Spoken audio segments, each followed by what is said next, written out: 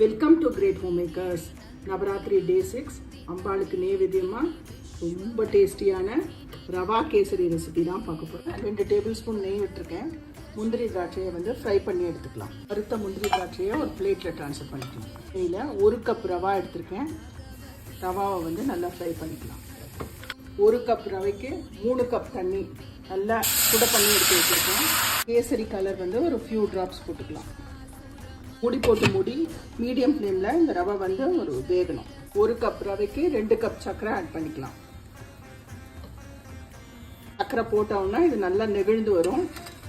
அதுக்கப்புறம் நல்லா சேர்ந்து கெட்டியாகணும். 1 கப் ரவைக்கு அரை கப்லேருந்து 3/4 கப் நெய் தேவைப்படும். பொடிச்ச ஏலக்காய் பவுடர், வறுத்த முந்திரி திராட்சையை ஆட் பண்ணிக்கலாம். நல்லா கெட்டியாயாச்சு. நம்மளோட டேஸ்டியான rava kesari ready. Welcome to great home makers. Navaratri day 6 இன்னைக்கு அம்பாளுக்கு நைவேத்தியமாக குவிக் அண்ட் ஈஸியாக பண்ணக்கூடிய காராமணி சுண்டல் தான் பார்க்குறோம். ஒயிட் காராமணியை ஒரு 1 ஹவராக சோக் பண்ணியிருக்கேன். வச்ச காராமணியை ஒரு குக்கரில் ஆட் பண்ணிக்கலாம். வேணுங்கிற அளவு கல் உப்பு கொஞ்சம் போட்டுக்கிறேன். குக்கரை மூடி ஒரு 3 சவுண்ட் வர வரைக்கும் வேக வச்சுக்கலாம். காராமணி நல்லா வெந்தாச்சு. தேங்காய் எண்ணெயில் தாளிக்கலாம்.